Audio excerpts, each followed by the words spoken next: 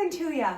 Sorry, that was really bad. Hello everybody and welcome to Mother Rabbit's Kitchen. We are going to make Irish soda bread scones today, which is very exciting. We're going to mix in some raisins that have been soaking in apple juice and wild orange essential oil. We'll talk more about that in a second. And then we're going to include some fennel seeds in there, which is totally optional. And also just a tiny bit of anise extract, which again is optional, but if you want these to be amazing and like very crowd pleasing and very unique, just do it the way I do it and trust me, okay? So I have my flour here that I just freshly milled, and this is soft white wheat. I have 500 grams of soft white wheat. If you know me, you know that when I measure my grains, before I put them into the mill, I always go slightly over the amount needed. So if I need 500 grams of flour, I try to go about 10 grams over when I'm weighing my grains to account for any flyaway flour and everything ends up in the bowl. I need my full 500 grams. Now I'm going to do a half cup of sugar. And we're going to do a half cup of coconut sugar. Right in there. Next, we're going to add 5 teaspoons of baking powder.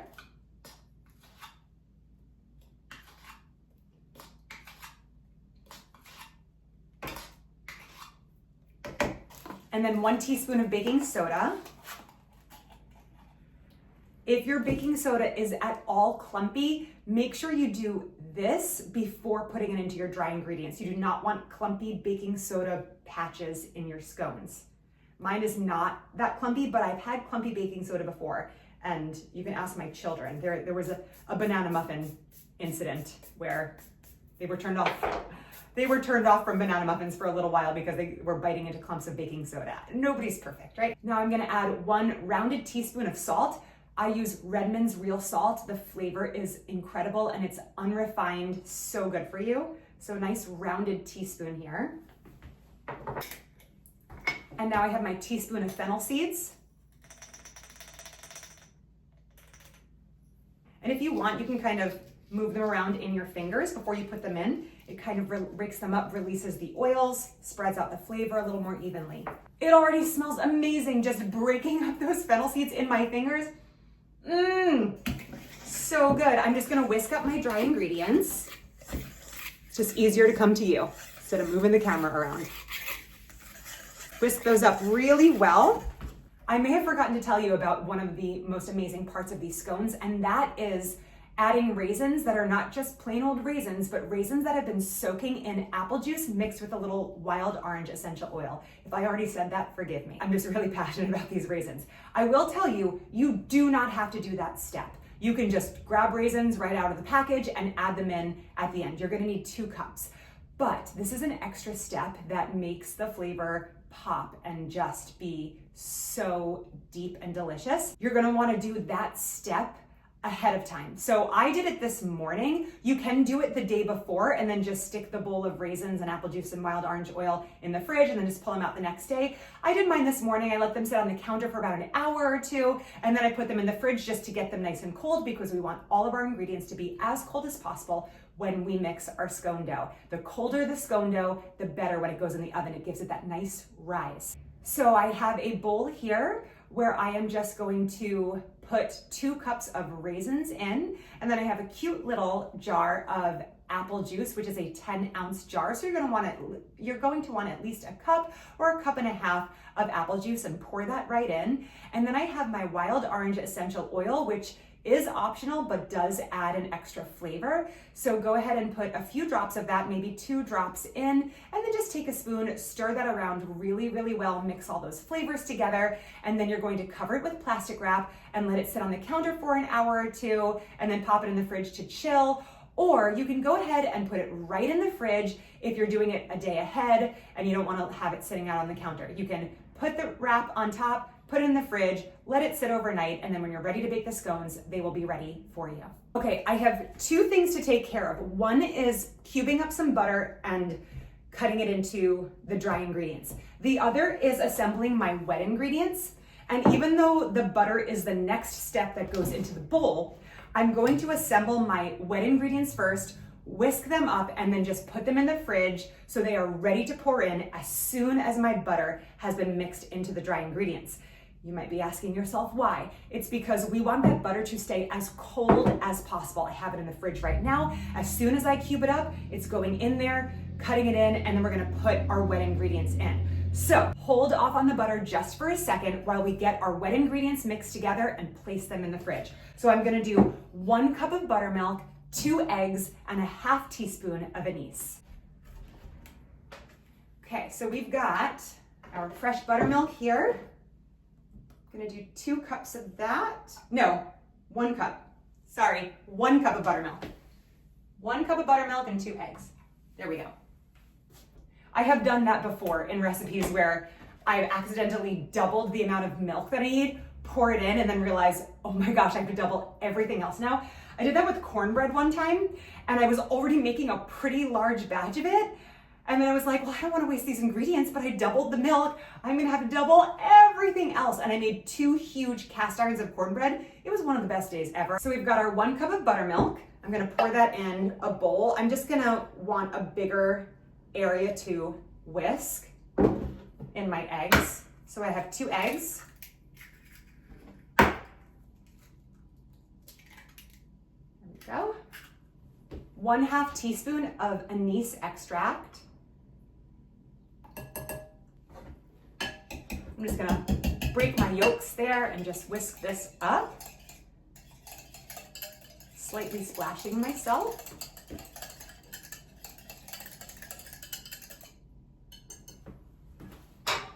You can put this in the fridge or even the freezer just to get it as cold as possible. So I only need 1.5 sticks of butter, so I'm gonna cube this one up and then just use half of this one. What I do is just take my regular chopping knife, my chef's knife, if you will, and I go long ways and I just slice it into thin slices, like 2 or 3 times. I want my cubes to be as tiny as possible. It makes it much easier to just incorporate it into the, oops, wait, I forgot to do something. Then I actually take my whole stick of butter that has been sliced a little bit, I turn it over and I put some, oh, you can't see what I'm doing. That's so sad. So I cut some slices in one side, I turn it over, and I'm going to cut slices into the other side. And now I just slice like I'm chopping up an onion.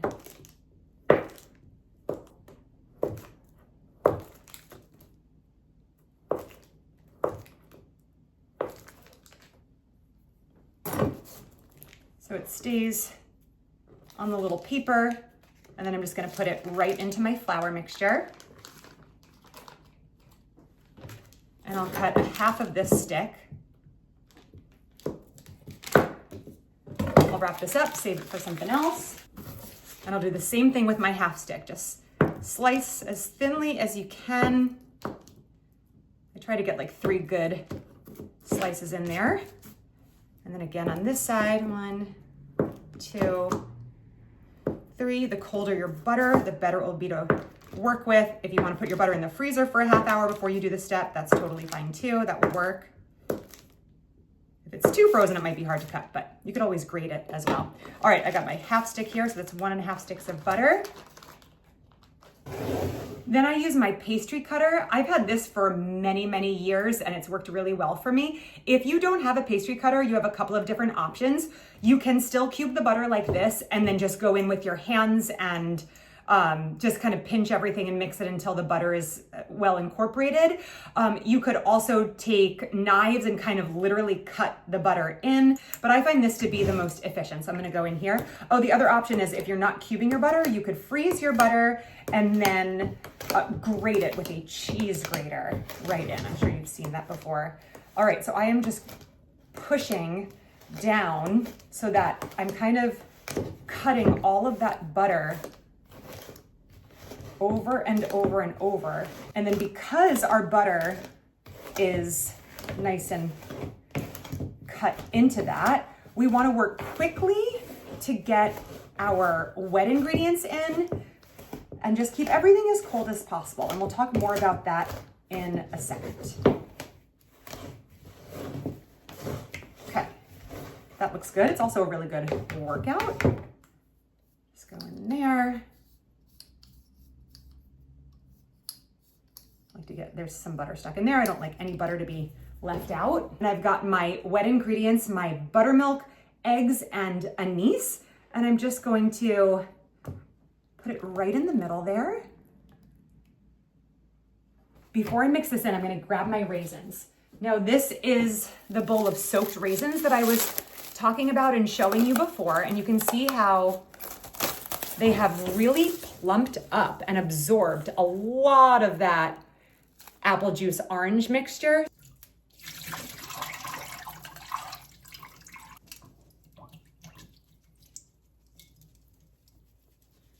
Get out as much of that extra juice as possible. You can even kind of gently press down. But they are plump and ready to be added. Okay, the raisins are going in.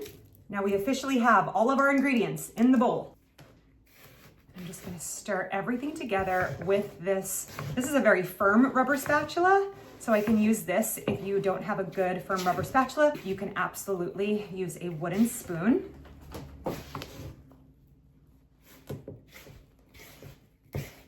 And you can see it's a very crumbly mixture. That's good. That's what you want a scone dough or a biscuit dough to look like. You just have to be a little patient with it as you turn it and mix it.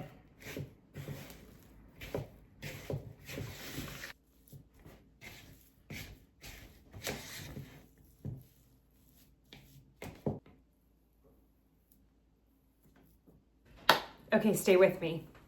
I just decided to totally flip the script, and instead of dumping out my dough onto some flour and cutting it up into scone triangular shapes, I am going to go ahead and scoop them into muffin trays and bake them like a muffin, but it is going to have the crispiness and the fluffy layers of a scone. Let's try that. These are pretty non-stick, but I'm gonna spray these really well. It makes 24 scones when I cut them into triangles, so hopefully it'll make 24 scoops. We'll see what happens. This is fun, we're experimenting together. I've done the triangular scones so many times. I've never done them as muffin shapes. I have done a scoop where you just kind of like drop scones, where you drop them onto the baking sheet and they just kind of like circular, which is cool too. Okay, there's one. They smell amazing. I can see kind of like the chunks of butter.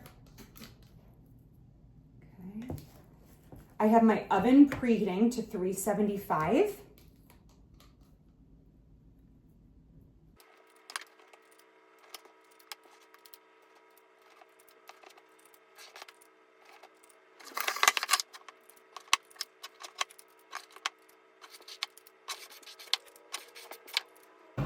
So that gave me 19 scones, which means they're gonna be a little bit bigger than my normal medium-sized triangular scones. And my oven is still preheating right now because my brain was switching gears before. So when my oven is preheated, I'm going to pop these in, and I'm gonna set the timer for probably, I wanna say, I'm gonna start with 18 minutes. I'm gonna set the timer for 18 minutes and see how they are looking.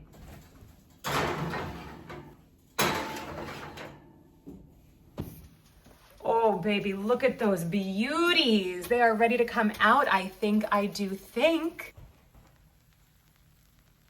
They feel nice and firm to the touch, but I can tell if I push down a little harder, they're soft inside.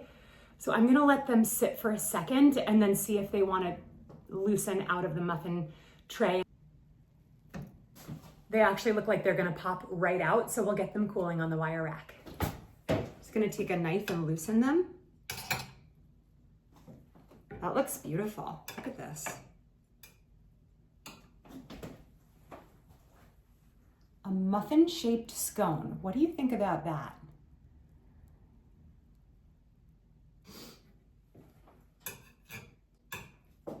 I want to try to get them out of here as quickly as possible because I don't want the sides to get soggy. Scones are supposed to be crispy. This was actually a lot easier than doing the triangular shaped scones, so I think this is a win. These smell and look so amazing. This is the first time I've ever made scones in a muffin tin. I think I might be hooked. I am gonna let them cool for about 10 minutes before I break one open and nosh.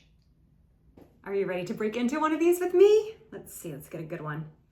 Oh, they're still a little bit warm, but I let them cool enough just to relax them a little bit. Oh my gosh, they smell so good. Normally, I would put lots of turbinado sugar all over the top of my scones, but I forgot to do that this time because I was so distracted by my idea of cooking them in the muffin tins.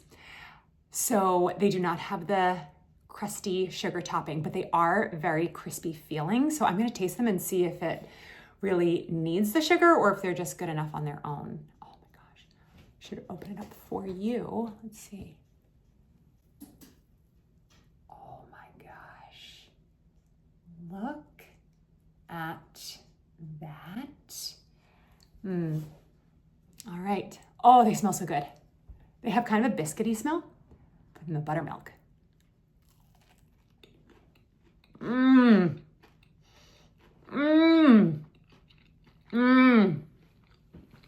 Oh my gosh. Absolutely incredible. I am not at all missing the sugar on top. I'm sure it would have been delicious if I had done it, but they don't taste not sweet enough. They're so delicious. And I know they look kind of like weird looking muffins, but the texture is so scone-like. Oh my gosh.